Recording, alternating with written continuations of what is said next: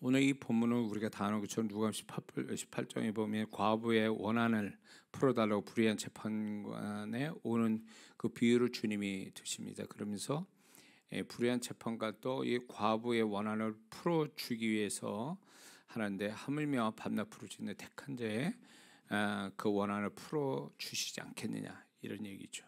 그래서 그 불의한 재판관보다 더 좋으신 하나님이 그 밤낮 부르짖는 택한 자의 원한을 반드시 풀어주신다라고 약속하십니다. 말씀하시면서 끄트머리에 인자가 다시 올 때 세상에서 믿음을 포기느냐 이 말씀하신 것은 세상에 주님이 다시 올 때 믿음이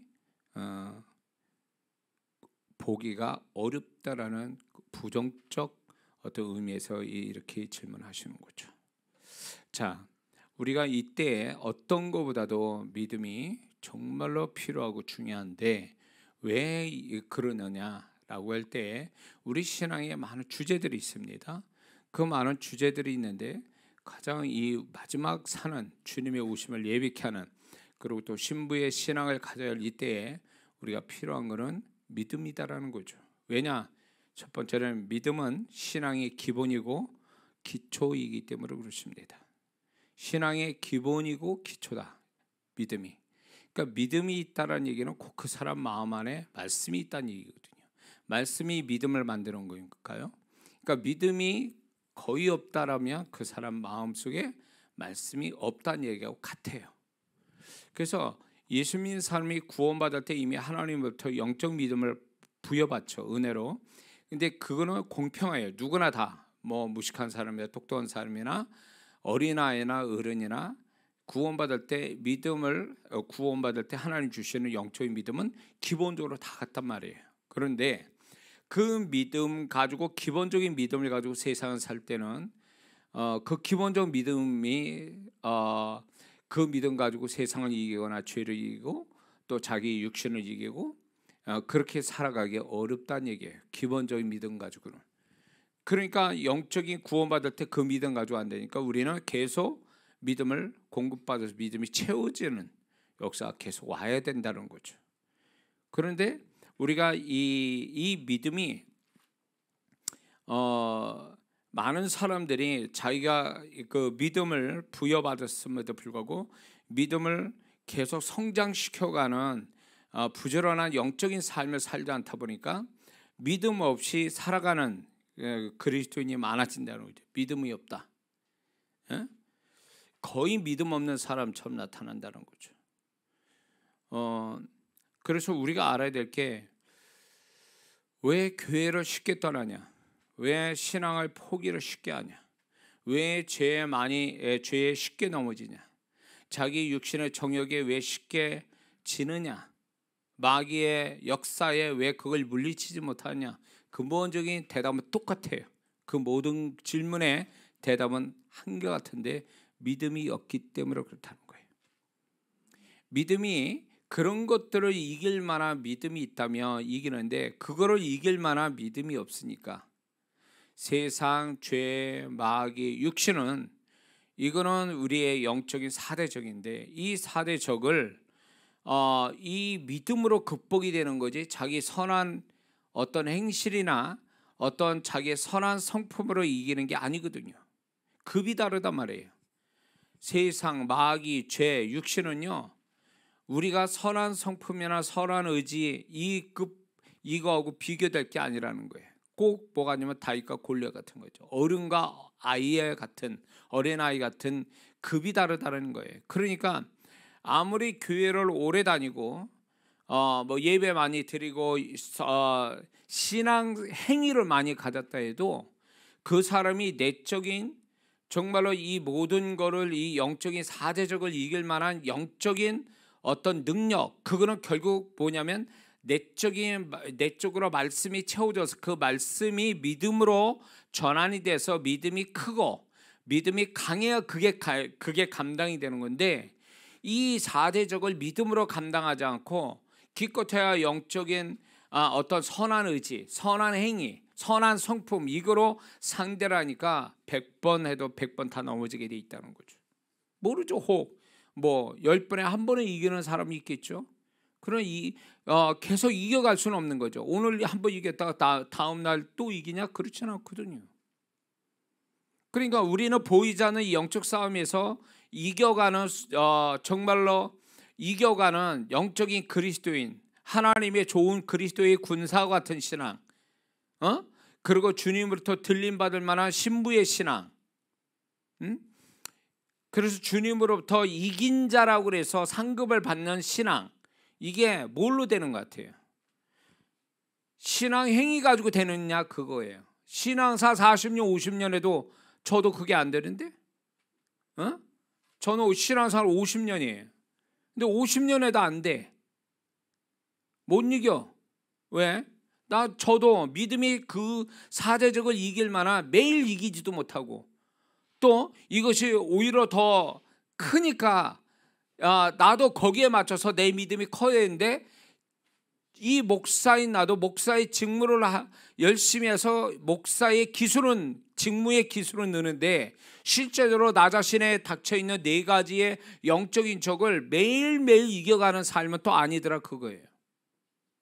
그러니까 치열하게 성도들에게 말할 수 없는 저만의, 누구나 다 그렇지만 그 영적인 사대적과 싸워 이겨가는 이 보이지 않는 전쟁, 보이지 않는 영적 싸움, 피 흘리지만 않았지만 피 흘리지 않지만 피 흘리는 것 같은 아주 처절한 이 영적 전쟁에서 매일매일 싸워서 이겨가야 되는데, 목사님 저도 그렇게 못하다 그거예요.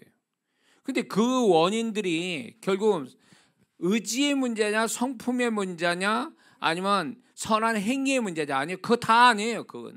그거는 안 돼요. 상대가 안 돼. 그것 가지고는 그 사대적을 이기기에는. 오로지 그 적을 이기기 위해선 그 급에 맞는 영적인 능력이 있어야 하는데, 그게 믿음이라는 거죠. 믿음이라는 게 결국 뭘로 만들어지는 거예요? 그건 말씀으로 만들어지는 거예요. 행위로 만들어지는 게 아니라고. 믿음은 곧 들음에서 나고 들음은 곧 그리스도의 말씀으로 말미암아 이루어진다 그랬거든요. 그러니까 믿음은 결국 그 믿음을 만드는 재료가 바로 말씀이라는 거예요. 하나님의 말씀이 들어오지 않으면 그 말씀을 아는 게 아니라 마음속에, 영혼에 들어와서 자리를 잡아야 자리 잡은 것만큼 믿음이 생성되는 거거든요. 하나님의 말씀, 우리가 로마서의 말씀이 있지만 이 모든 하나님 말씀은 믿음의 말씀이라 했어요.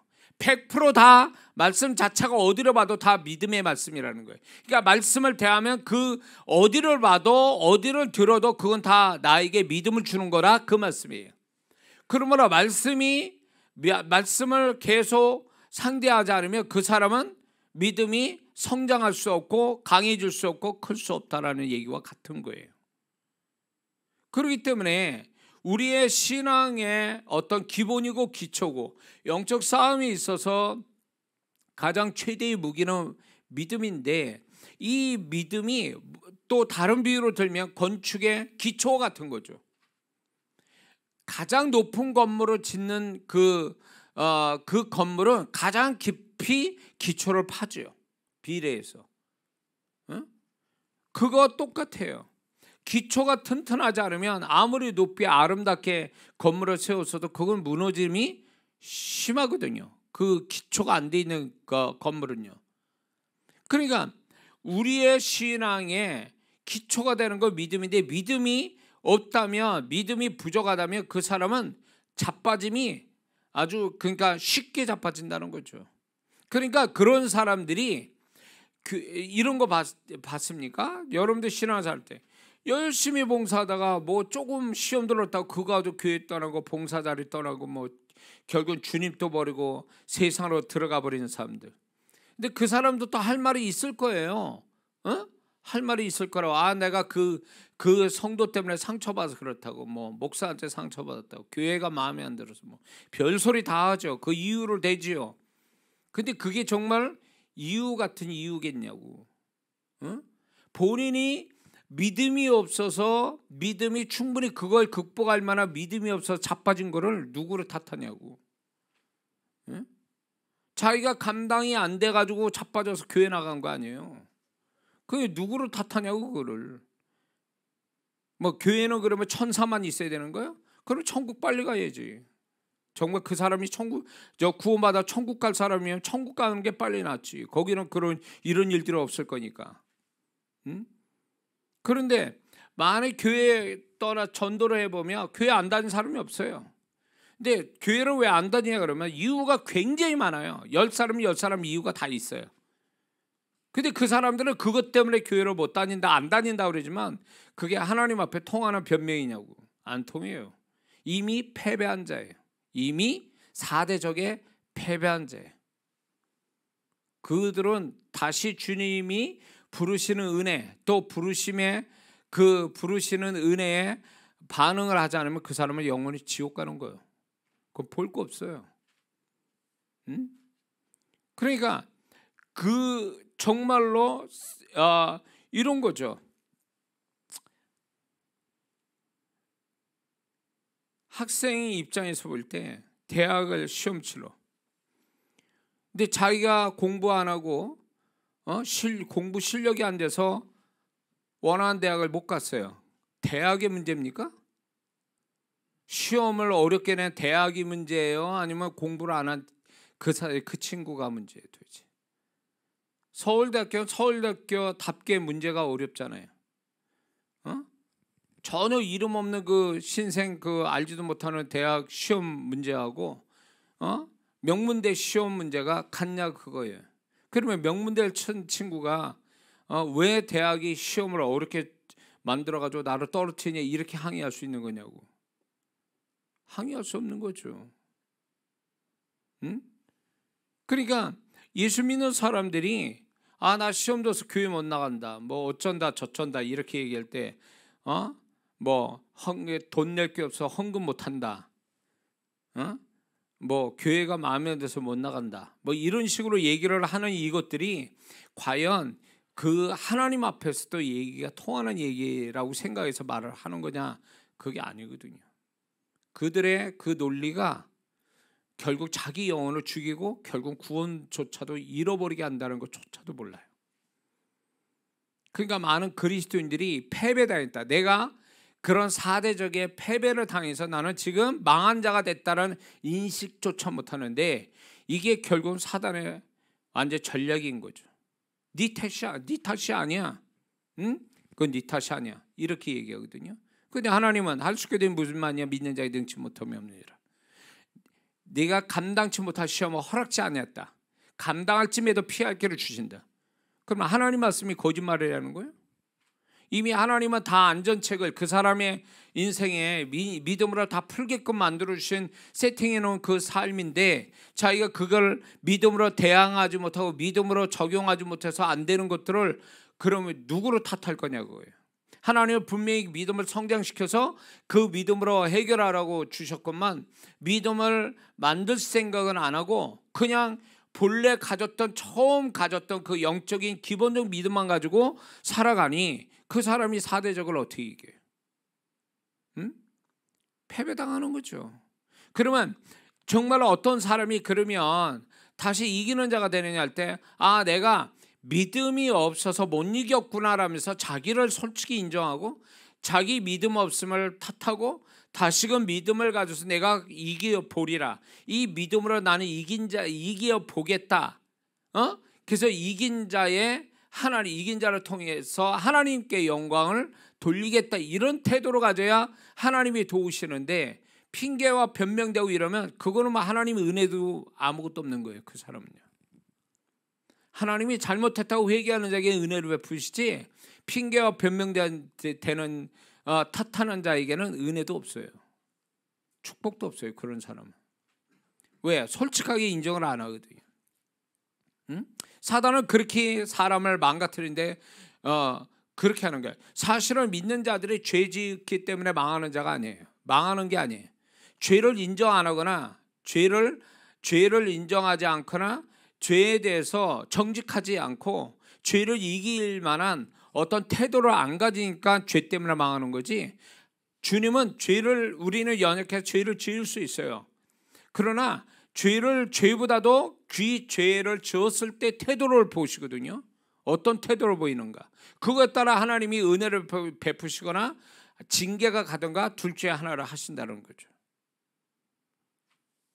근데 많은 그리스도인들이 이 모든 것들을 믿음으로 싸워 이길 생각 안 해요. 내적인 어떤 믿음을 채워서 이 믿음이 성장돼서 어제보다 어제 진 것이 오늘 믿음을 성장시켜서 오늘 이기고, 오늘 믿음을 성장시켜서 또 내일 또 이겨가는 이런 신앙생활이 승리하는, 이겨가는 신앙이 돼야 상급이 있고, 그런 자를 존귀 여기시고, 그런 자가 결국은 믿음의 어떤 하나님의 축복을 결과로 보는 거거든요. 결국 우리의 삶은요, 감정의 싸움도 아니고 의지의 싸움도 아니에요. 이 우리가 살아가는 모든 삶은 믿음과의 한판 싸움이라고. 돈이 없어요? 그러면 하나님의 약속은 이미 예수님이 대속해 주셨잖아요. 가난을 대속해 주셨잖아요. 그거하고 싸워서 그 가난을 이겨보겠냐 그 얘기예요. 병 들었습니까? 그러면 주님이 채찍마다 우리의 나음을 주셨다는 걸 그 약속 붙들고 이겨보겠냐 그거예요. 다 보면 우리의 믿음과의 싸움이지, 그게 돈이 있고 없고 병이 있고 없고 되고 안 되고의 문제가 아니라는 거예요. 근데 우리는 믿음의 싸움이라고 생각하잖아요. 그거는 돈과의 싸움이고 질병과의 싸움이고 어떤 사람과의 싸움이라고 이렇게 생각하는 거예요. 육신적으로 생각하는 거죠. 세상적 관점으로 보니까 이 사람은 믿음을 하나도 못 쓰는 거죠. 있음에도 못 쓰는 거예요. 통장에 돈을 넣어놓고도 안 쓰는 거와 똑같은 거죠. 안 쓰는 게 못 쓰는 거지. 응? 그러면 그 믿음을 주시는 하나님은 뭐가 되냐 말이죠. 그 하나님은 분명히 제가 말씀드렸죠. 우리가 살아가는데 계산으로 풀 게 있고 믿음으로 풀 게 있어요. 계산으로 안 나오는 걸 믿음으로 풀어야 되는데, 계산 안 나오는 걸 믿음으로 푸는 게 아니라 계산이 안 나온다고 짜증내고, 계산이 안 나온다고 실망하고, 계산이 안 나온다고 슬퍼하고 막 이렇게 살아가니까 도대체 그 사람은 믿음은 언제 쓰냐 그거예요. 골동품이 돼가지고 언제 써먹냐고 그거를. 응? 그러니까 하나님이 답답해 하시는 거예요. 그런 사람은 분명히 그 안에 주님의 답답함이 나타날걸요. 응? 없는 것도 짜증나고 힘든데 거기에다 주님의 그 마음이, 답답함이 같이 있는 거죠. 그런 사람은요. 근데 자기가 그걸 몰라. 믿음을 써야 될 때 믿음을 안 쓴다는 거. 그러니까 믿음을 쓰지 않는 거, 믿음을 알면서도 믿음을 쓰지 않는 것도 죄라고 분명히 하나님 말씀하고 계시거든요. 왜 하나님이 우리의 믿음을 주셨겠어요? 믿음을 쓰라고 주신 거지, 믿음을 보관하고 액세서리처럼 골동품이 되라고 주신 건 절대 아니거든요. 그러면 우리는 그 믿음이 실용적이고 믿음을 쓰도록 우리의 삶을 조정해 놨다면 반드시 믿음의 사건은 있어야 되는 거예요. 그게 훈장처럼 그 믿음으로 해결돼서 그게 나의 빛나는 훈장이 되고, 그게 동시에 하나님의 영광이 되는 거거든요. 믿습니까? 그래야지. 우리는 믿음을 쓰지 않는 채 맨날 안 주저앉아가지고 없다 그러고 안 된다 그러고 힘들다고 이렇게만 얘기한다면, 이거는 이 사람은 하나님이 불쌍히 여김을 받는 게 아니에요. 이건 불쌍한 사람이 아니에요. 이건 주님이 볼 때도 불쌍히 여기지 않는다는 거죠.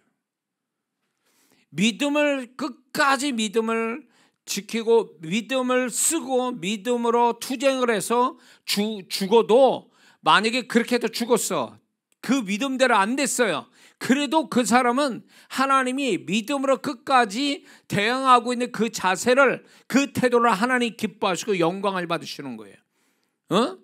그래서 그 사람은 믿음에 대한 상급이 있는 거예요. 이 땅에서 비록 그 믿음의 결과를 못 봤어도 믿음으로 계속 그거를 대하는 그 태도 자체가 하나님께 영광이 된다는 거죠.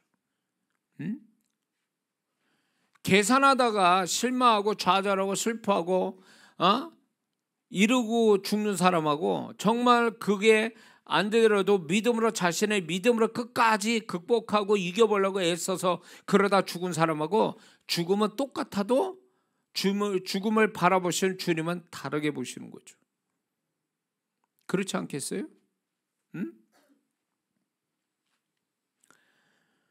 오늘날 얼마나 계산이 빨리 돌아가는 세계예요. 과학과 정보가 얼마나 정확하게 빠르게 돌아가는 세상이냐고요. 근데 예수 믿는 사람이 거기에 도취돼 가지고 모든 걸 100% 다 그런 식으로만 해석을 하려다 보니까 믿음은 액세서리가 된 지가 오래됐고 골동품 돼가지고 꼭 저희 집에 녹그릇이 있는데 녹그릇을 너무 안 쓰면 녹이 슬죠 거기에. 어? 녹이 쓴다고. 그 바로 쓸 수가 없어요. 녹이 슬어가지고. 그거 똑같아. 믿음이 그렇게 돼버렸어요. 응? 믿음을 쓸 때는 믿음을 안 쓰고 있다. 계산으로 풀고 계산으로 안 되면 다른 방법들을 찾아가고 막 이런 식으로 하다 보니까 그 사람의 믿음은 전혀 없다고 봐야죠. 자, 건물의 기초 같은 믿음.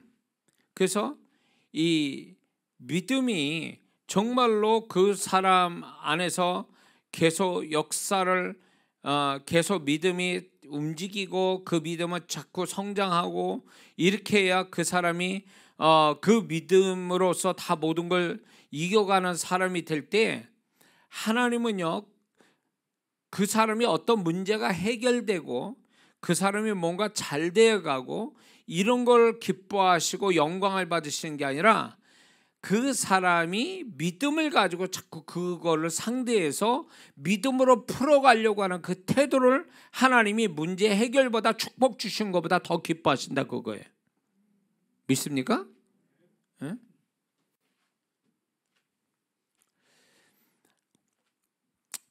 거듭 말씀드리지만 믿음은 내적인 말씀으로 인해서 만들어집니다. 그래서 그 믿음이 결국 우리의 영적인 사대적을 이기게 만들죠. 시편 119편 11절을 보면 내가 주께 범죄하지 아니하려여 주의 말씀을 내 마음에 두었나이다. 말씀이 그 안에 있다면 그 말씀의 믿음이 결국 죄를 이기게 만든다는 거죠. 안팎으로 행위나 마음의 죄, 이 두 가지 죄가 있죠. 우리는 마음의 죄, 행위의 죄. 이 죄에 대해서 이 시편 기자는 고백을 그거죠. 말씀으로 인해서 죄를 이긴다. 결국 그 말씀이 결국 믿음으로 만들기 때문에 그 거룩의 말씀이 결국 죄를 이기게 만들어 준다는 거죠. 그러니 말씀이 없다는 얘기는 결국 빈집과 같은 거예요. 그러니까 사대적이 막 치고 들어와도 막을 재간이 없는 거예요. 우리는 그렇단 말이에요. 응? 그러니까 귀신이 그 사람이 주님 비유 들으셨죠. 그 사람에서 떠나갔는데 그 귀신이 어디 쉴 데가 없어 다 들어와 보니까 그 집이 소재되고 수리가 됐다. 깨끗해지고 정리가 됐어. 그러니까 얼씨구 나고 귀신이 7 귀신을 데리고 또 들어오죠. 이게 뭘 얘기하냐면 우리가 주인이 없는 집과 같이 이렇게 말씀이 없어버리면 우리 안에 주님이 계시지만 말씀이 없어버리면 이 빈집같이 문을 한밤중에 도둑 들어가 문 열어온 것과 똑같은 거예요. 그러니까 겉은 멀쩡해. 교회 다니고 뭐 집사고 권사고 장로고 다 돼. 신앙 기술자는 돼 있어. 그런데 마음속에는 말씀이 없어. 그러면 이미 사단은 그거는 우습게 본다 그거지. 별거 아닌 거로 보는 거예요. 제가 어렸을 때 제 친구가 너무 가난했어요. 부모가 아버지는 어디 간지 없어져 버렸고 엄마는 가정에 대해서 무책임하고 그래가지고 그 제 친구 남자 친구의 또 남동생이 있었는데 둘이서 어떻게 했냐면 돈을 그때 당시 가난해서 길 옆에 다 쓸어다니는 초가집에 살았거든요. 그 친구 둘이.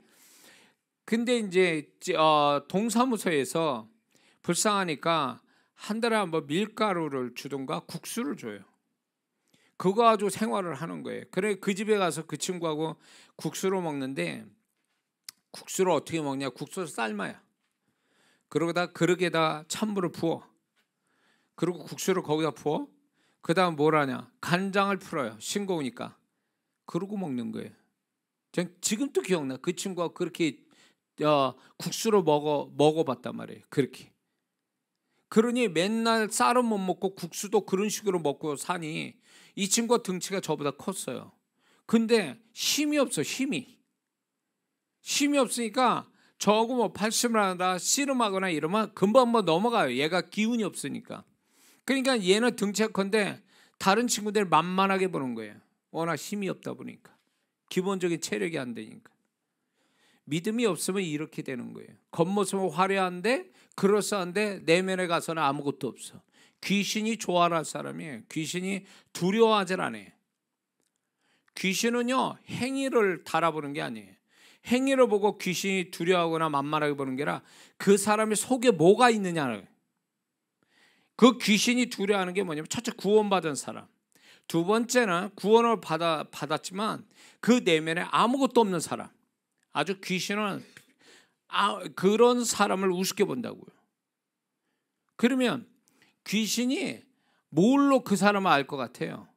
뭘로? 그 사람의 영적인 그 능력을 뭘로 보냐? 목소리로 봐요. 목소리.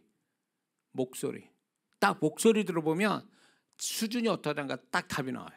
그리고 이 행위 자체가 죄가 묻어있고 죄를 회개치 않으면 그 죄가 결국 사단이 치고 들어올 어떤 건수가 돼버리기 때문에 귀신이 무서워하지 않아요. 아무리 기도 많이 하고 어쩌고 저쩌고 신앙 행위가 있어도 거룩함이 없으면, 죄가 묻어있으면 귀신은 그거 가지고 우습게 보니까 그 다음에 목소리로 봐요. 목소리 들어보면 안다고요. 걔네들은요. 목소리로. 응? 걔네들은 깨뜨려 보잖아요. 영적인 것만 보기 때문에 사람 속을 봐도 구원받았구나 안 받았구나. 구원은 받았어도 애가 죄가 가득 차구나. 이렇게 하면 벌써 이미 한끗 내려보는 거죠. 그러니까 귀신은 두려움을 줘요. 그래가지고 자기 손아귀에 쥐려고 해요. 여기 넘어간 사람 많거든요. 근데 이제 목소리로 이제 저 같은 경우에 이제 귀신을 때려잡을 때 제 목소리로 이제 귀신을 잡으려고 이렇게 어떤 말을 하잖아요. 그러면 얘네들은 벌써 내 목소리를 알아들어요. 내 목소리에 어떻게 어떤 능력이 있는지를 이미 걔네들은 다 알아버려요. 그러니까 얘네들은 그냥이 아니라 이제 지네들이 이제 잡아서 뽑아낼 거라고 아니까 나갈 준비를 다 해요. 뭐 같은 줄 알아요? 이 얘기를 비유들면 한여름에, 저 어렸을 때도 그렇지만 여름에 개장사 하시는 분들이 오토바이 타고 개 사라고 이렇게 외칠 때가 있어요. 여름만 되면 그래. 또 특히 그래서 동네 개들이, 근데 그 아저씨가 와서 개 산다고 얘기만 하면 동네 개들이요 꼬리를 감추고 도망 다녀요. 개장사의 목소리를 알아보는 거예요. 그 목소리에서 자기네들이 상종하게 두려운 자, 자기를 죽이는 자인 줄을 개들은 더 잘 알아요. 목소리에서 알아본다니까. 백내 폼 잡고 목소리를 소용이 없어요. 근데 이 거룩함과 그다음에 악한 영을 싸워서 이겨본 능력의 언어를 쓰는 사람이 이렇게 하면요, 걔네들을 아주 첫 번에 알아봐요. 그 목소리에서 알아본단 말이에요. 자, 뭐 얘기가 이렇게 나온 거야? 그래서 우리가 악한 영을 상대하는 데 있어서 내면에 말씀이 없으면, 우리가 내면에 가장 중요한 건 겉으로는 겉과 속에서 가장 중요한 게 뭐가 있냐면 거룩함이에요. 두 번째는 말씀이 그 안에 들어와서 믿음이 생성이 돼야 돼요. 물론 말씀 자체가 거룩함을 줍니다. 근데 동시에 또 믿음을 주죠. 그래서 이게 있어야 사단이 두려워하는 거예요. 그래서 말씀이 채워져야 그 말씀이 결국은 모든 영적 4대 적을 이기는데, 여기서 말씀이 얼마만큼 계속 우리가 말씀을 상대해서 말씀이 영이 부어지는 이 작업을 매일매일 이렇게 해야만이 믿음이 강화되거든요. 커지고 높아지고 이런 표현을 할 수 있는데, 이걸 안 하면 결국 내 앞에 있는 4대 적을 이겨낼 수 없다라는 거예요. 이겨낼 수 없다. 근데 이 4대 적에서 가장 대장되는 적이 하나가 뭔지 아세요? 육신의 정욕이에요. 육신을 이기면, 죄의 성품을 이기는 믿음이면 세상, 죄, 마귀 이기는 시간 문제예요. 4대 적이 있는데 이 4대 적을 다 상대 안 하고 육신의 정욕만 이기는 믿음만 된다면 나머지 세 가지 적은 다 이길 수 있다 그 얘기예요. 우리가 육신의 정욕을 못 이기니까 나머지 세 가지 적도 못 이기는 거예요. 응? 이 실감 납니까? 이해가 되세요? 나를 이기면 다 이기는 거라 그 얘기예요. 쉽게 얘기해서. 응? 나를 못 이기니까, 내 죄성을 못 이기니까 나머지도 못 이기는 거야. 이 죄성을 이겨야 세상도 이기고 죄도 이기고 마귀도 이기는데 죄성을 못 이기니까 이게 소위 말하면 현관문과 같은 거거든요. 이 육신의 정욕이라는 게. 응? 근데 우리는 이거를 못 이기는 거야. 이거를 못 이기니까 나머지도 못 이기게 돼 있는 거예요.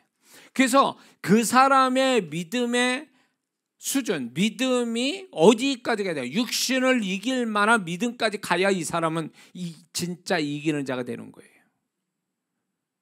응? 그러니까 육신의 정욕을 못 이기면 그 사람은 아직 못 이긴 거예요. 믿음이 그만큼 더 있어야 되는 거예요. 말씀이 강합니까? 육신의 정욕이 강해요?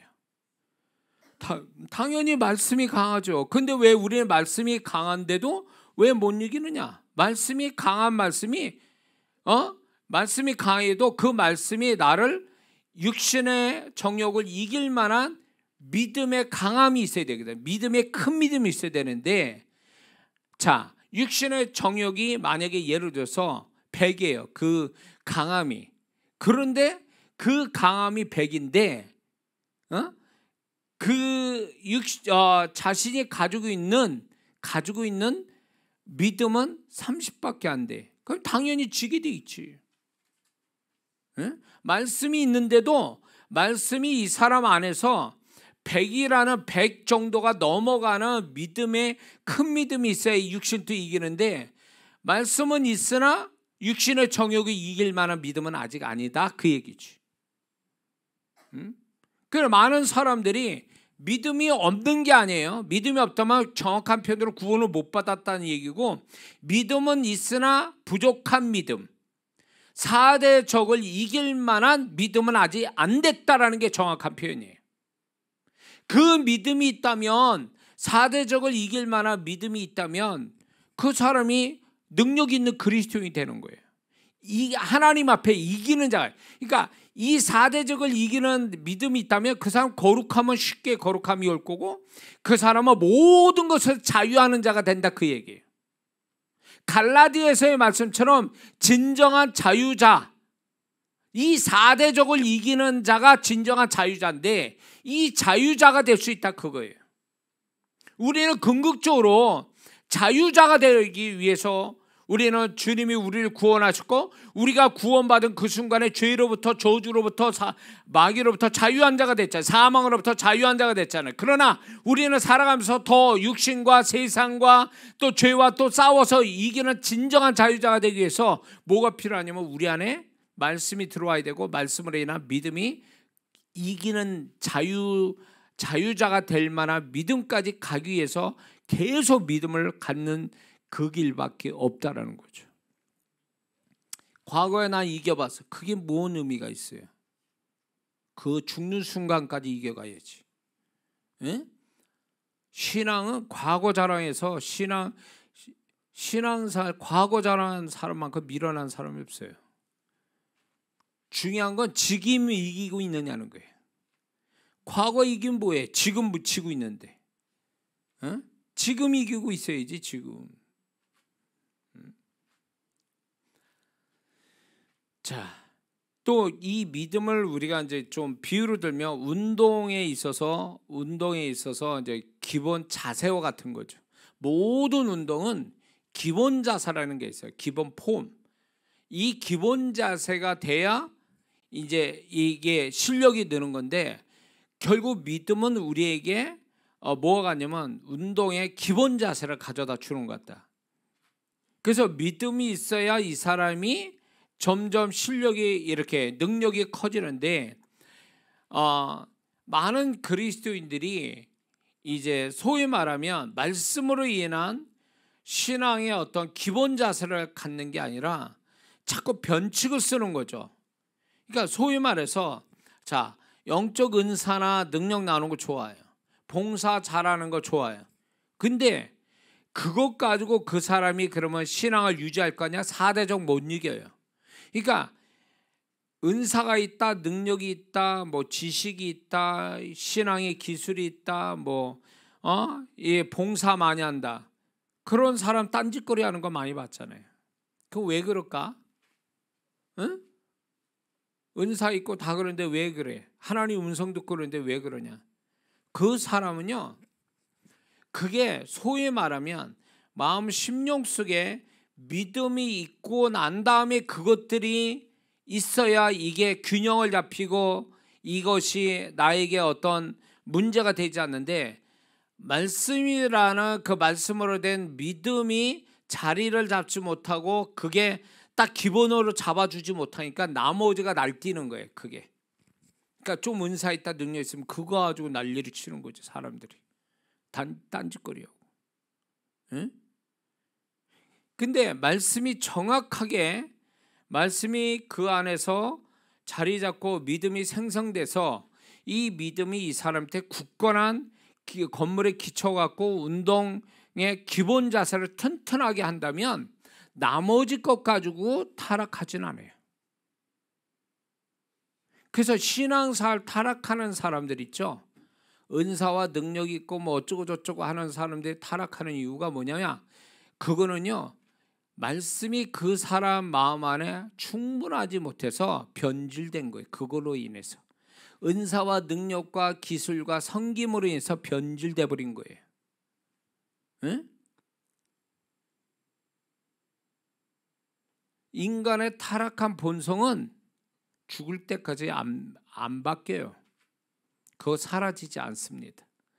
여러분 신앙생활 잘해가지고 조금 과거보다 좀 낫어, 내가 착해졌어.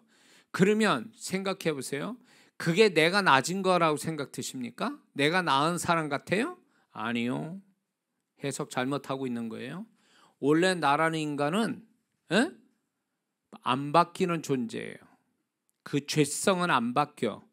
근데 왜 내가 지금 나아져 있을까? 그 낮은 거는요, 결국 하나님의 은혜와 말씀과 성령의 임재와 이런 게 덮인 바 돼서 그게 안 나타나는 것 뿐이지 그게 없어진 게 아니라는 거예요. 이해가 되세요? 그러니까 건방 떠는 성도가 누구냐? 주님의 은혜와 말씀과 성령으로 말미암아 보혈로 덮여져서 이게 더러운 이런 어떤 더러운 그 들판이 눈이 오면서 신눈이 오면서 탁 덮여지는 것과 똑같은 원리거든요. 그렇게 덮여지는 건데 본인이 잘나서 본인이 착해서 본인이 뭐 어째서 그렇게 된 걸로 착하고 교만하고 판단하고 남을 정죄하고 비난하고 이러는 거예요. 예? 제가 어릴 때 기억에 뭐가 있냐면 저희 집 앞에 이제 그게 큰 포도원 과수였는데 그게 이제 재개발되면서 다 나무가 사라졌어요. 그 중에 한 나무를 또 우리 아버님이 사가지고 저희 집에 심었는데 그게 너무 잘 돼가지고 여름 때는 막 그 이 포도나무 한 송이 가져왔어요. 그런데 그게 너무 잘 돼가지고 뭐 한 여름에 정말로 몇 해 두고 그거를 잘 먹었던 기억이 납니다. 근데 그 앞에 이제 다 갈아 엎어버렸어요. 그러니까 호흡을판이에요. 호흡을판인데 뭐 별 밭도 있고 뭐 이래요. 지저분해 앞에가. 근데 한겨울인데 눈이 이렇게 소복이 쌓인 거예요. 그러니까 흰눈이 다 덮이니까 아주 깨끗해 보인단 말이에요. 근데 거기서 이제 뭐 어릴 때 놀 때가 있어요. 애들하고 이제 이렇게 그런 데로 막 뛰어놀지. 그러다가 이제 그 뭡니까? 이제 밭에 이렇게 거름 주려고 똥 포다가 이렇게 밭에 웅덩이에다 이렇게 부어놓은 데가 있어요. 그런 데 빠져가지고 집에 가서 우리 어머니한테 엄청 야단 맞고 막 그랬던 기억이 나요. 응? 어릴 때 그런 게 많았거든 밭에. 근데 이게 딱 눈이 와버리면 뭐 이게 어디가 어딘지를 모르니까 그렇게 돼버리거든요. 그러니까 우리가 내가 신앙생활 좀 해가지고 사람이 착해졌다라는 거를 내가 착해졌 착해졌다 그래서 내가 이런 사람이구나.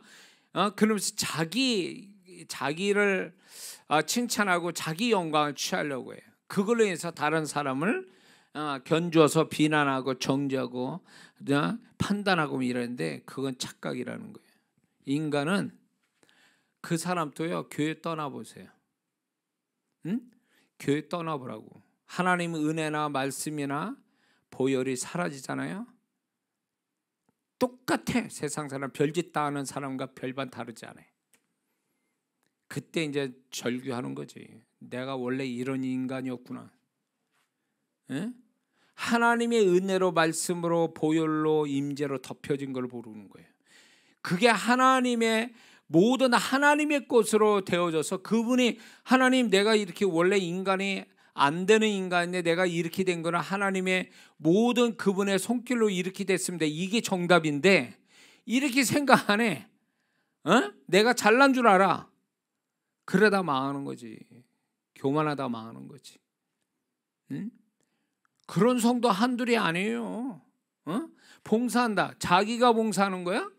봉사하게끔 성령께서 은혜를 주시니까 성령께서 주장해 주시니까 봉사가 되는 건데 그걸 자기가 봉사한 걸로 착각하고 있어요. 다른 사람보다 나은 사람이라 생각해요. 아니요. 거기서 그분의 손길, 그분의 은혜, 그분의 보혈이 걷어내면 교회 온다고요? 어림도 없어요. 세상 바깥에 나가서 별짓 다 할 사람이라고. 사실 목사님 저도 마찬가지죠. 목사 직무를 제가 33년을 했는데 하나님이 목사하라고 주신 그 특별한 은혜들이나 그분의 손길이 성령의 임재가 있으니까 내가 목사의 직무를 하지 여기서 그거 다 걷어내시면요 저도 저 세상 한복판에서 별짓 다 하는 사람이라고요. 그걸 부인할 수 있냐고. 인간의 죄성을 어떻게 없애? 죽으면 없어지지. 죽기 전까지는 이 죄성은 사라지지 않아요. 응? 그렇기 때문에 우리는요 내가 그나마 요 정도 교회 와서 요 정도 하고 있는 것도 내가 내 힘으로 내 능력으로 내 열심으로 된 게 아니라는 거예요. 그분의 것이 나로 덮여지니까 그게 감당이 되는 것뿐이에요. 그러면 그분을 높여야지. 그분이 나를 이렇게 만드신 분이지 내가 스스로 나를 이렇게 만들었습니까? 이건 착각이지. 응? 그러므로 하나님의 말씀뿐만 아니라 우리 안에 그분의 보혈이 덮여지고 그분의 은혜가 덮여지고 성령의 임재가 와버리고 이런 것들로 인해서 나답지 않는 것들이 나타나는 거예요 지금. 그러니까 그거는 진짜 내 모습이 아닌 거예요. 진짜 내 모습이 아니고 이거는 주님이 나타나시는 것뿐이에요. 내게서. 그걸 감사히 여겨야 돼요. 그건 놓치지 않으려고 애를 써야 되는 거예요 사실은. 그렇게 그걸 감사할 줄 아는 자가 더 그분의 은혜, 그분의 임재, 그분의 보혈, 그분의 말씀이 부어져서 더 이겨가는 사람이 되는 건데 그거 조금 가지고 내가 잘나서 그런 줄 알고 있어. 간증할 때도 보면 뭐 금식하고 기도해서 고치고 뭐 어떻게 뭘 얻었다고 하는 이런 유의 간증은 듣지도 마세요. 이런 간증. 응? 자기 영광을 얻으려고 그래. 자기 영광. 자기가 얼마나 고생했는가를 이것만 강조하고 있어. 그분이 얼마나 그렇게 되게 하려고 그 사람 변화를 주고 그 문제를 해결하기 위해서 그분의 말씀이 역사하고 있는 거 왜 그건 강조 안 해? 그런 잘못된 간증들을 얼마나 많은 줄 아세요? 그건 하나님 영광을 돌리는 게 아니라 자기 영광을 취하는 거예요. 그거는 위험스러운 거. 안 한 것보다 못한 거예요. 그럼. 자, 그래서 우리는 많은 사람들이 결국은 내가 이렇게 생각하는 사람이야. 내가 악해서 지금 하나님의 일을 못하는 거야. 내가 악해가지고 나는 또 이런 죄 짓는 거야. 내가 원래 악해서 그러면서 자기를 소위 말하는 죄책감 내지는 자학하는 사람이 있어요. 신앙에. 에? 자기가 악해서 그래. 아니 그건 잘못 알고 있는 거예요. 원래 악한 거요. 새삼스럽게 뭘 또 그거를 들춰내고 있어. 원래 악한 건데 우리는 하나님 앞에 이 4대적 앞에 한 발짝도 이길 만한 자가 안 되는 사람이에요. 우리는 하나님 앞에 한 발짝도 자기 스스로 나갈 수 없는 무능력한 자라고 우리는요. 그러면서 자기 탓해요. 자기 자학하고 내가 아니, 그러니까 하나님을 의지하고 말씀이 채워져야 되고 보혈을 의지해야 되고 성령을 의지하라고 그런 건데 왜 그거는 그쪽으로 방향 틀지 않고 계속 자기 탓하고 있어. 그게 잘하는 짓인 줄 알아. 잘하는 게 아니라고. 그건 신앙도 아니에요. 그거는 세상 사람도 그렇게 한다고. 세상 사람도 뭔가 잘못되면 자기 탓하는 거 세상 사람도 그렇게 한다고. 그럼 우리도 그렇게 사는 거냐고. 원래 자기 정체를 모르는 거예요? 몰라서 세상 발견한 거예요? 자기가 얼마나 못되고 얼마나 잘못된 사람인지를 하나님이 그걸 실감나게 경험했다는 거는 더 이상 너 그런 죄성 많은 너를 의지하지 말고 그거를 극복하고 그걸 덮어가고 그거를 이기게 하는 나의 은혜, 나의 말씀, 나의 성령, 나의 보혈을 의지하라고 가르쳐 주는 건데 왜 그쪽 방향으로 안 트냐고. 그래서 자학하고 죄책감에 자책감에 이런 식으로 신앙생활하는 사람이 있어요. 그게 겸손인 줄 알아. 겸손이 아니에요. 그건 불신앙이라고. 불신앙. 자기 정체를 모르는 불신앙이라고. 그거는 몰랐어? 자기가 그런 존재인 줄을? 그러니까 많은 그리스도인들이 이게 말씀에 의한 진리에 의한 어떤 사고방식을 갖는 게 아니라 어떤 세상 사람 같은 사고방식으로 하다 보니까 이게 이겨가는 신앙이 아니라 계속 뭘로 되냐?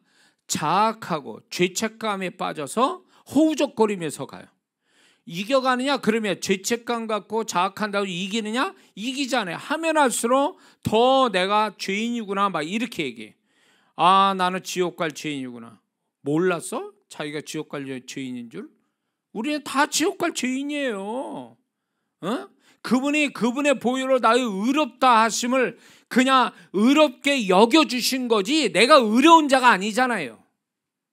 우리는 원래요 정말로 하나님 보실 때 지옥 가게 딱 좋은 존재라고요. 그런 존재를 지금 교회에 와서 예배드리고 목사가 되고 집사, 권사, 장로가 되게 하는 거는 내 노력과 내 선함이 된 게 아니라 그 얘기예요. 그분의 은혜와 그분의 사랑과 그분의 것으로 채워져서 이렇게 된 거에 대해서 우리는 그 하나님이 얼마나 위대하고 얼마나 나에 대해서 성실한가에 대해서 그분께 감사를 드려야 되는 거예요. 그게 그 하나님의 초점이라고. 하나님의 바라시는. 근데 계속 자학하고 나는 안 되는 거보다 믿음을 더 가질 생각을 안 해. 자기가 얼마나 부족한지만 인식하고 자학하고 죄책감에 빠지는 이 신앙이 정상적인 게 아니에요. 이거는 정상이 아니라고. 방향을 잘못 틀고 있는 거지.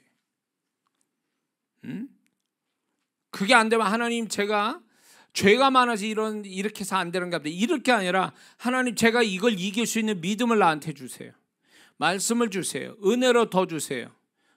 성령의 임재로 더 주세요. 이렇게 해야 이게 방향이 맞는 거지.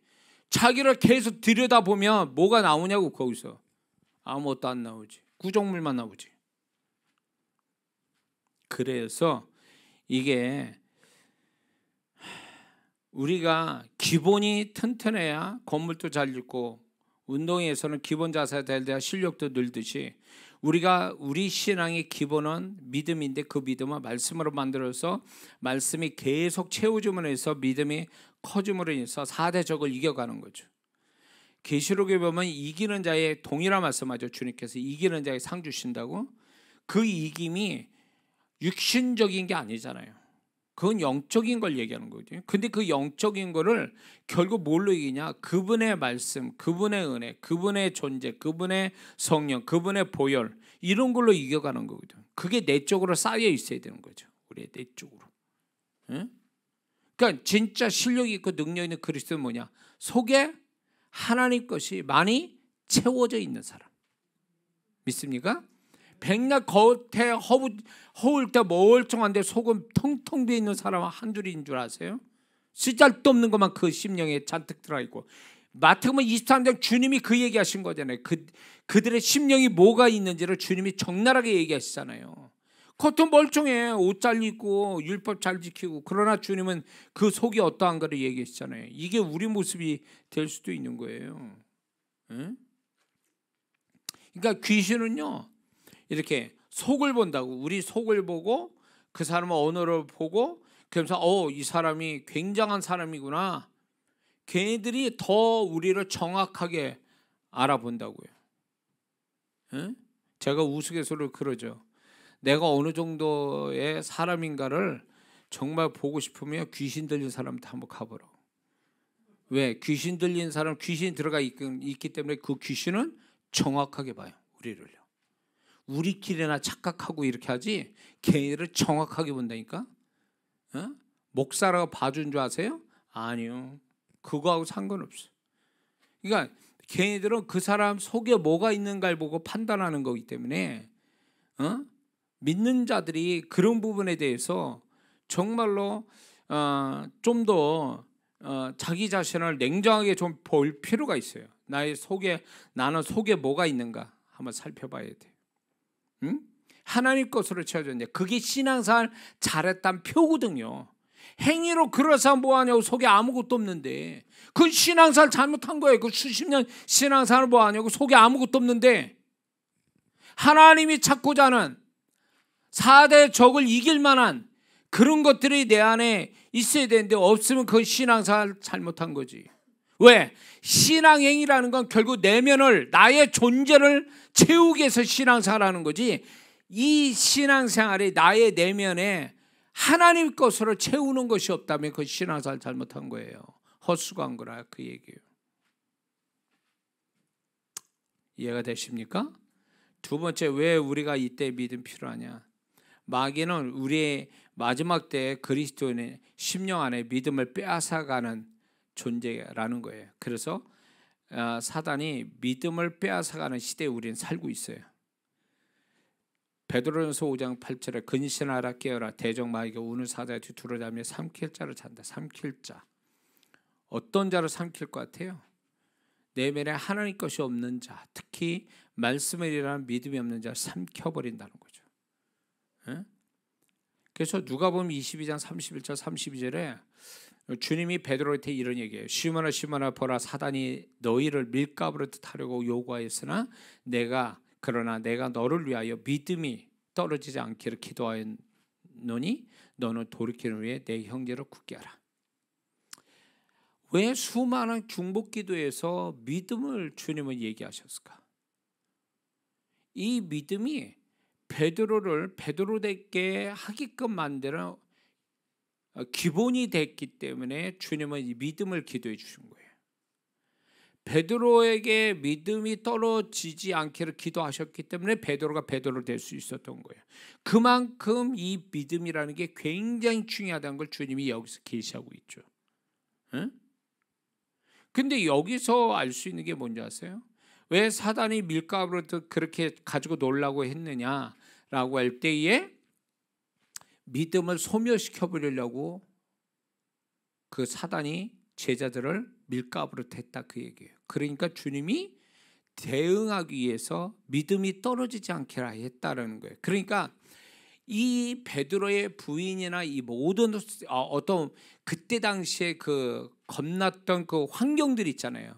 두려움의 환경들이 환경은 결국 무엇을 사단은 노렸냐면 그 제자들 마음속에 주님을 향한, 주님이 말씀한 걸 다 빼앗아가기 위한 하나의 분위기 조성이었다는 거죠.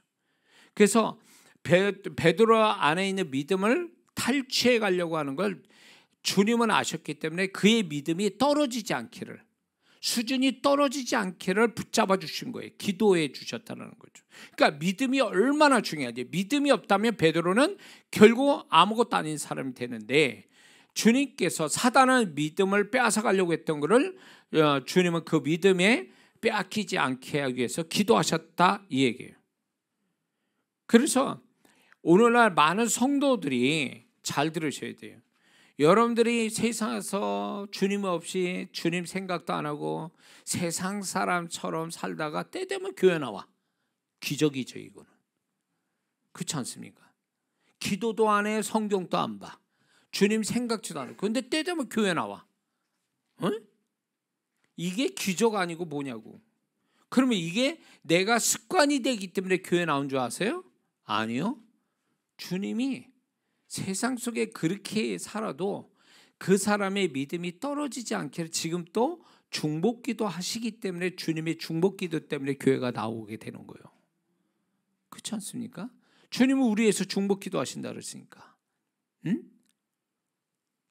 그런 생각이 여러분들 그 기적이라고 생각 안 들어요? 내가 기도도 많이 안 하고 신앙생활 열심히 한 것도 아닌데 어떻게 되면 신앙생활을 이렇게 오랫동안 끌고 올 수 있는 게 자기 노력과 열심 가지고 됐다고 생각됩니까? 아니에요. 주님의 중보기도가 있었기 때문에 그런 거예요. 주님의 중보기도가. 응? 저 목사 제가 33년 목회하는 게 뒤돌아보면 33년 적은 세월인 줄 아세요? 그 세월을 어떻게 보는지 모르겠어. 정말 포기하고 싶은 마음도 수도 없이 들었는데 그런데도 33년을 해왔어요 지금. 죽지 않고 완전히 병원에 중환자실 안 들어가고 내가 여기까지 목회할 수 있는 게 그게 제 의지만 가지고 되는 거냐고. 노력만 가지고 되는 거요? 열심만 가지고 되는 거 아니요. 그분이 저와 교회를 위해서 기도해 주신 주님의 중보기도가 여기까지 오게 한 거죠. 저는 이렇게 단발적으로 승부 거는 걸 참 잘해요. 이건 잘하는데 장기적으로 가면 불리해져. 장기적으로 가면 그러니까 좀 그런 거에 좀 약한 부분이에요. 그래서 집회를 할 때 3박 4일 집회한다? 저는 단발적 승부 거는 막 진짜 집중해서 하는 걸 굉장히 잘하는데 길게 가면 벌써 저는 불리해지는 입장이기 때문에 하나님은 어쩌면 제 집회를 그걸 시키신 이유도 너는 단발적으로 승부 거는 걸 잘하니까 내가 집회를 허락한다. 그래서 집회를 지금까지 한 거거든요. 근데 이게 저는 성격상 이게 길게 가면 성질이 급한 데다가 거기에다가 그냥 이 결과가 바로바로 안 나오니까 미치는 거예요. 바로 딴 거 하고 싶고 막 이런 마음이거든요. 여기서 안 되면 저거 하고 싶고 막 난리를 치고 싶은데 제가 33년이 이렇게 해왔어요. 어려운 가운데서도. 그거는요 제 성격이 아니에요. 이거는 내가 의지만 가지고 된 게 아니에요. 주님이 저를 여기까지 이렇게 끌고 오신 그분의 중보기도 그분의 인도하심이 그분의 인내하심이 저를 이렇게 오게 하신 거죠. 사실은. 그러니까 얼마나 감사한 줄 몰라요. 얼마나 감사해요. 제가 얼마 동안 또 목회를 할지 모르겠지만 다 그게 만약에 뭐 50년을 한다?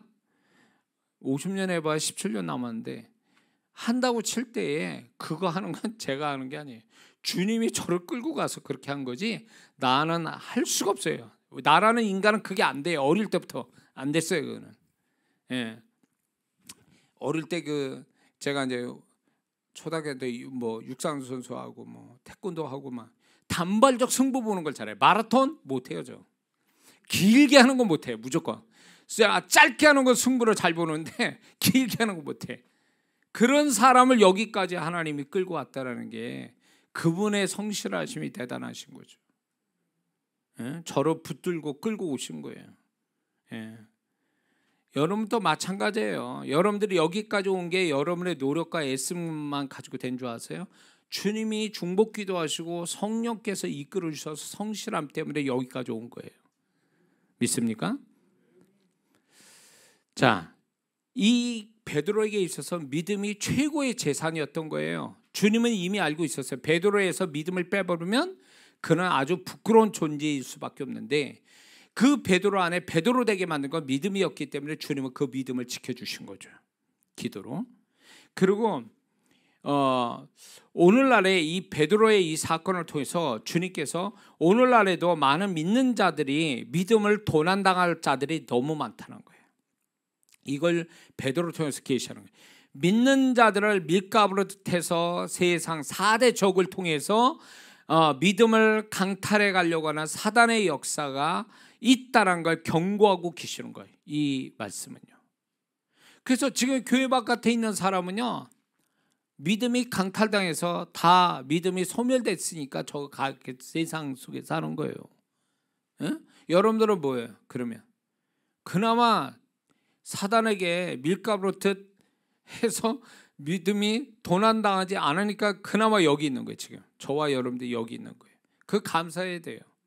세상 속에 사는 예수 안 믿는 사람이 여러분 다 못나서 그렇습니까? 더 죄가 많아서 그렇습니까? 성질이 안 좋아서 그렇습니까? 아니에요. 그 사람들은요, 이미 사단이 밀가루 믿음을 빼앗긴 거의 결과가 그거예요. 그걸 아셔야 돼요. 그리고 이게 이제 주님의 이 베드로에게 얘기하신 걸 통해서 우리가 알 수 있는 게 뭐냐면, 우리가 그 주님의 경고 속에서도 베드로에게 경고하셨잖아요. 그런데도 불구하고 베드로는 결국 주님을 부인하죠. 주님이 계속 우리 안에서 경고를 하고 계셔요. 계속 이렇게 비상등을 켜고 있음에도 불구하고 많은 그리스도인들이 그거를 감지를 못해서 믿음을 빼앗기는 일들을 만들어내. 자기가 베드로가 왜 거기에 가냐고, 응? 겟세마네 동산에서 기도하라고 믿음을 갖기 위해서 기도할 때 기도 안 하고 잠자고 있다가 믿음 빼앗기는 현장에 그냥 지발로 가서 믿음 빼앗기고, 에? 주님이 믿음을 위해서 기도했으니까 그나마 주님을 다시 찾은 자가 된 거 아니에요. 근데 오늘날 많은 그리스도인들이 믿음 가져야 될 때에 믿음을 안 갖고, 기도할 때 기도 안 해, 말씀 볼 때 말씀 안 봐, 그리고 거기에다 설상가상으로 믿음을 잃어버릴 사람 만나 현장과 죄를 져 이렇게 해가지고 믿음을 강탈당하는 거죠. 이걸 경고하는 거예요. 이 베드로에게 하신 말씀 들어서 우리에게 오늘날 경고하고 있다는 거 잊지 말아야 됩니다. 응? 그래서 믿음이 사라지면 어떻게 되냐? 베드로가 믿음 사라지니까 어떻게 해서 주님 앞에서 목전에서 3번 부인하죠. 그러니까 저 세상 속에 있는 성도들은요, 3번 부인하는 베드로예요. 저 사람들은요. 어? 주님 앞에서 3번 부인하는 베드로 같은 그 모습이 믿음이 사라지면 그렇게 될 수 있다는 걸 적나라하게 보여주신 거예요. 베드로만의 문제가 아니라니까요. 응? 그러니까 우리도 믿음이 사라져버리면 베드로 짱나는 건 시간 문제.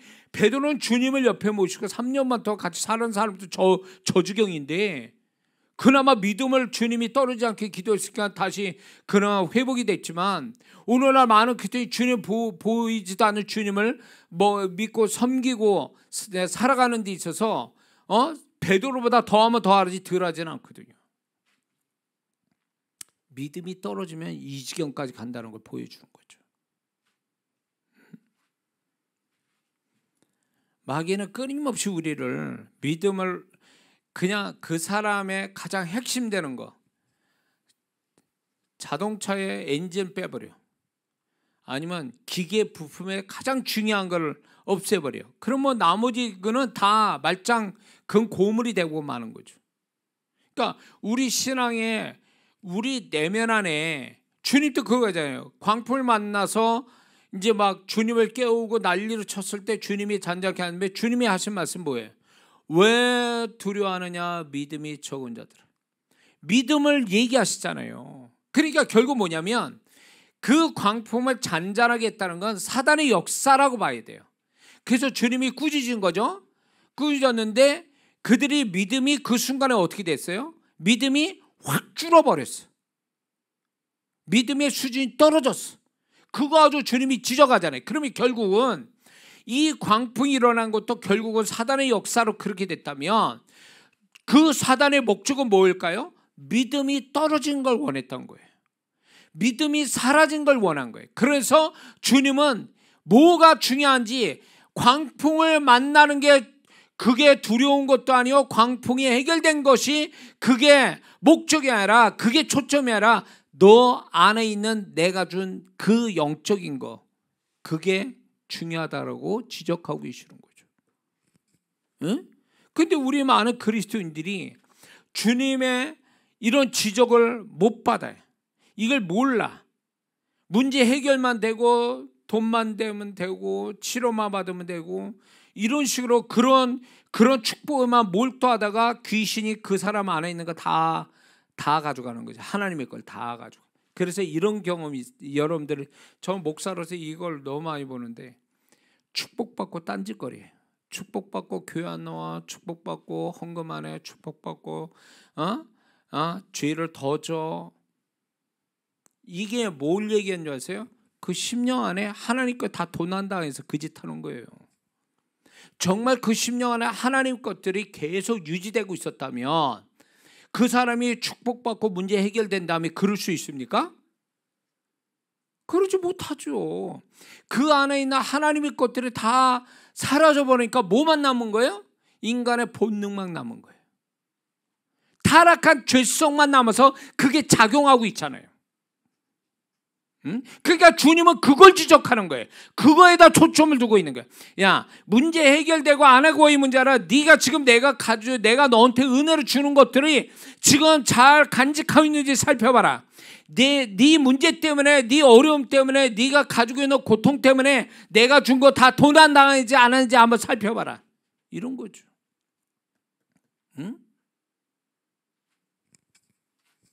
그러니까 여러분 안에도 그게 여러분들 우리는 문제 해결되고 뭐 축복받는 거 그거 좋아하는 거야. 잘못된 건 아니에요. 그런데 그거 어쩌고 하나님 주신 거 그동안 주신 거 다 날려버리면 이거는 하나님 영광도 아니고 기쁨도 아니고 축복도 아니에요. 이거는 진짜 책망이 오히려 기다리고 있는 거예요. 너 문제 해결받자고 축복받자고 너 내가 준 믿음, 은혜, 보혈의 능력, 성령의 임재 나 어디다 뒀니 그거? 응? 그렇게 얘기 안 하실 것 같습니까? 그러니까 그게 사라지니까 죄성만 남아가지고 축복받은 다음에 딴짓거리 하는 거예요. 그러니까 주님은 다 알고 계시죠. 응? 그래서 주님을 정말 기쁘게 들으려면 내가 믿음으로써 믿음을 가지고 하나님을 문제 속에서도 하나님을 영광을 돌리고 문제 해결이 돼도 내 안의 것이 오히려 그 문제를 통해서 내가 하나님 것을 더 채워가고 이게 하나님께 영광이 되는 거예요. 그게 진정한 축복이 되는 거예요. 믿습니까? 자, 세 번째 왜 우리가 이때 믿음 필요하냐? 마지막 때는 믿음이 가장 중요하기 때문에 그렇습니다. 오늘 본문에 읽은 말씀 인자가 다시 올 때 세상에서 믿음을 보겠냐? 이렇게 말씀한 건 믿음을 볼 수 없을 것 같다라는 부정적인 어떤 의미를 두고 말씀하시는 거죠.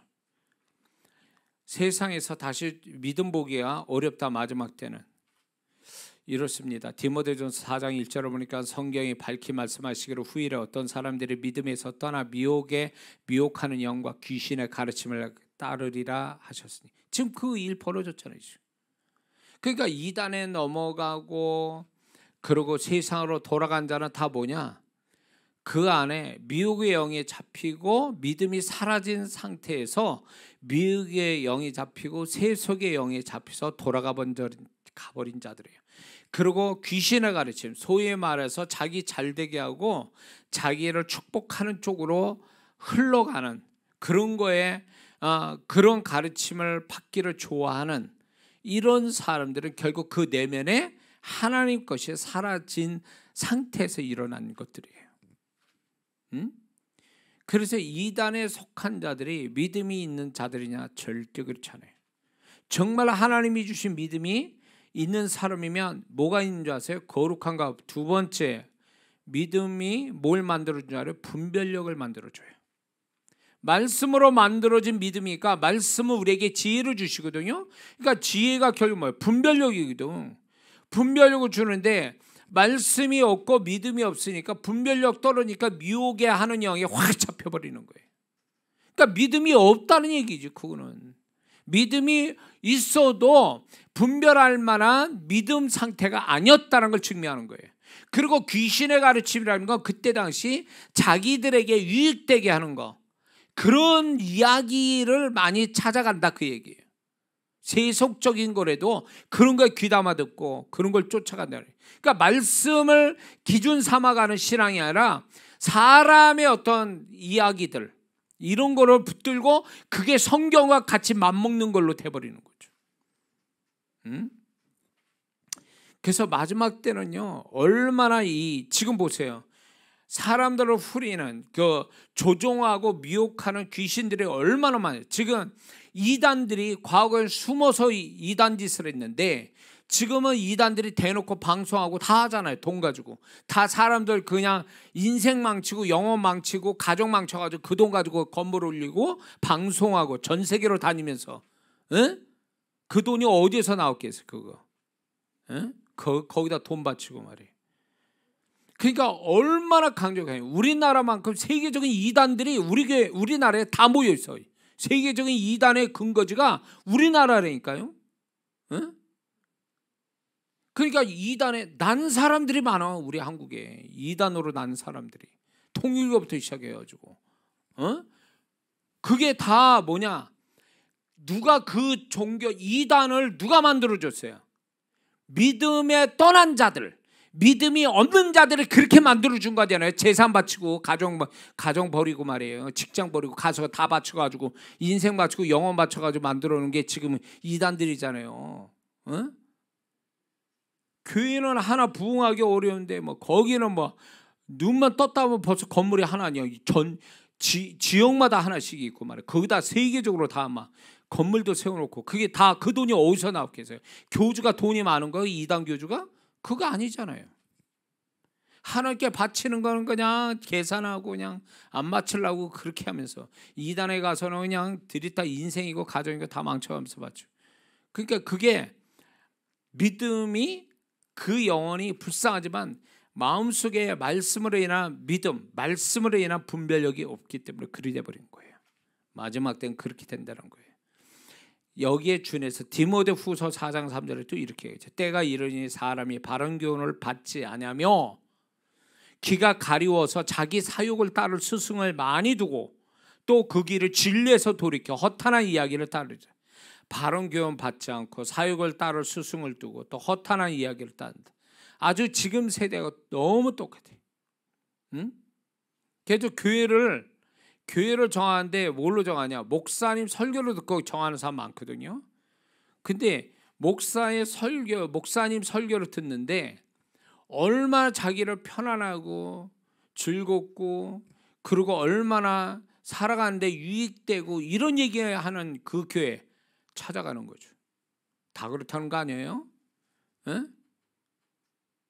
근데 이게 성경이 하나님의 말씀이 성령 안에 들어오면 하나님 말씀이 그렇게 달콤하고 은혜스럽고 재미있고 막 이런데 성령 안에 들어오지 않으면 말씀이 부담스럽죠. 부담되는 게 정상이에요. 당신은 죄인이고 지옥 갑니다. 우리는 지옥 가지 않기 위해서 신앙생활 잘해야 됩니다. 주님을 높여야 돼요. 다 부담스러운 얘기예요, 사실은요. 근데 이거를 싫어하는 거예요. 뭔가 하나님 앞에 긴장감을 가지고 신앙생활하는 이거는요, 겁나서도 부담돼서 듣기 싫어해요. 책임지지 않는 말들, 내가 책임지지 않고 긴장되지 않는 이야기들, 사람의 교훈 같은 이야기들, 이걸 듣는다 그 얘기예요. 그리고 그러니까 자기 영혼이 지금 어느 위치에 어디에 와 있다는 것을 말씀을 통해서 말씀이 거울이 돼서 보여줘야 될 것을 이거를 거울이 되지 않는 거죠. 말씀이. 그래서 뭘 얘기하냐? 잘한다. 당신 참 잘하는 거예요. 지금 잘하는 거예요. 괴롭죠? 위로받으세요. 그거는 하나님 말씀이 아니에요. 그래가지고 그 영혼이 살겠냐고. 응? 그 영혼이 살겠냐고. 그다 죽는 거지. 자기 정체를 모르는데. 응? 이걸 어떻게 하냐. 계시록을 보세요. 계시록 7개로 보세요. 주님이 책망과 칭찬 두 가지로 얘기하시죠. 그러니까 잘한 건 잘했다 그러고 잘못된 건 적나라하게 잘못했다고 책망을 하시는 이 주님의 말씀의 이 구분이 오늘날 나는 강단에서 목사님들이 이렇게 설교를 해야 된다고 보는 거예요. 응? 정말로 주님의 입장에서 뭘 잘했는지, 그리고 주님 보실 때 무엇이 문제고 무엇이 그게 자신의 영혼을 망치는지, 주님이 불쾌하게 여기는지 이런 거를 적나라하게 얘기해 줘야 되거든요. 응? 근데 이건 칭찬도 아니고 책망도 아니고 잃어버리니까 신앙도 아니고, 그러니까 결국은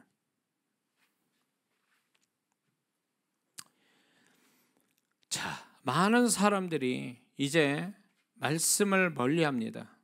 말씀 그 액면 그대로 받아줘서 믿음으로 만드는 게 아니라 그 말씀을 왜곡하고 자기 편한 대로 말씀을 이렇게 대하다 보니까 그 사람들이 안에 말씀이 없는 거죠. 실제로 말씀의 능력은 없는 거죠. 자, 마태복음 24장 12절을 보니까 불법이 성행함으로 많은 사람들의 사랑이 식어지리라 이렇게 말씀하거든요. 불법. 근데 요한일서 3장 4절을 보면 죄는 불법이라. 그러므로 죄가 많아진다는 거예요. 마지막 때는요. 죄가 많아지는 게 뭐냐? 결국은 이 죄가 많아지는 것은 말씀이 믿는 자가 말씀이 있으면 거룩함으로 가는데 말씀이 없으니까 더러움으로 가는 거예요. 세상 분위기에 따라서. 응? 그러면서 동시에 뭐가 일어나냐서 불법이 성행함으로 많은 사랑식을 이제 죄가 들어와서 죄가 많아지니까 결국 사랑이 없어진다. 응? 그러니까 사랑이 없어진다는 얘기는 결국 사랑 안에 믿음도 사라진다는 얘기거든요.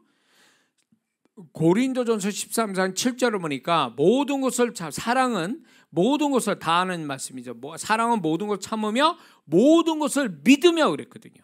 사랑 안에 뭐가 있냐면 믿음이 있거든요. 근데 사랑이 식는다는 얘기예요. 사랑이 사라진다는 얘기는 결국 그 사랑 안에 믿음도 같이 사라진다는 얘기예요. 그러니까 죄가 성행하는 것도 결국은 말씀에 대한 믿음이 사라지니까 죄가 성행하는 거고, 그래서 결국은 사랑이 사라지는데 결국 사랑 안에 믿음도 같이 사라져 버리니까 이래저래만 믿음은 다 사라지고 없어지는 거죠. 그러니까 죄만, 그리고 짐승 같은 그런 관계들만이 남게 되는 거죠. 마지막 때는 이런 일을 베드로후서 2장 3절에 누가 어떻게 하여도 너희는 미혹되지 마라. 먼저 배교하는 일이 있고. 그러니까 주님을 떠날 자들이 많은 거예요.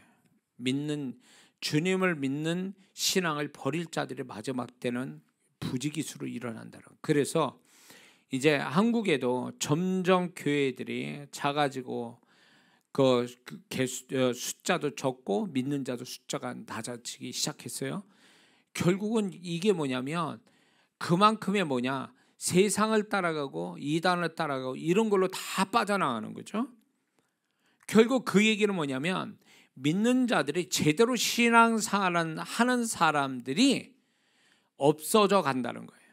그러니까 제대로 신앙생활을 한다는 것은 내면에 하나님 것을 채워가면서 하는 신앙생활이 돼야 되는데 내면에 하나님 것을 채우면서 가는 사람이 없어진다는 얘기예요. 이 얘기는. 이게 얼마나 두려운 얘기냐고. 그래서 저와 여러분들이 신앙의 어떤 행위만 앞세워서 자랑할 게 아니고 그걸로 안심할 게 아니라 과연 내 안에는 신앙의 가장 기본되는 말씀이 들어와서 믿음이 생성되고 있느냐, 계속 생성되고 있느냐, 더불어 하나님의 은혜, 보혈, 성령의 임재 뭐 이런 것들이 계속 내 안에 차곡차곡 이게 쌓여져 가고 있느냐, 이게 그 사람의 신앙의 핵심이거든요. 이거를 체크하면서 가야 된다는 거예요. 그러면 이거를 체크하는데 내가 많냐 적으냐 이런 것들이 많냐 적으냐를 뭘로 할 수 있냐? 내가 이 영적인 4대적을 이겨가고 있냐 아니면 점점 더 지고 있느냐, 이걸로 결판이 나는 거예요. 그걸로 측정이 되는 거예요. 내 안에 이런 하나님 그 좋은 것들이 많아져 가느냐 소멸되어 가느냐는 4대 적을 내가 이겨가고 있냐 아니면 계속 더 져가면서 더 지는 거냐라는 걸로 보면서 나를 알 수 있다는 거죠. 내 내면을. 이해가 되세요? 신앙은 겉모습 가지고 우리끼리야 겉모습 가지고 판단하지만 하나님 앞에 또 영적인 세계에서는요 겉모습이 아니에요. 그 사람 속에 뭐가 있느냐 그걸로 결판이 나는 거예요. 그걸로. 거기에다가 이제 한 가지 더 우리가 귀하게 여겨야 될 게 주님의 마음이 얼마나 그 사람 심령에 채워져 있느냐. 그 주님의 마음이 모든 걸 이기게 하거든요. 말씀과 주님의 마음. 이런 것들이 실제로 이게 보이지 않지만 실제로 존재하는 거거든요. 존재해서 그것이 내 안에서 작용할 때에 우리는 보이지 않아 실제 존재하는 4대 적을 이겨가면서 살아가는 거거든요. 그래서 우리는 이기라고 신앙을 주신 거지 지라고 하나님이 우리에게 신앙을 주신 건 아니란 말이에요.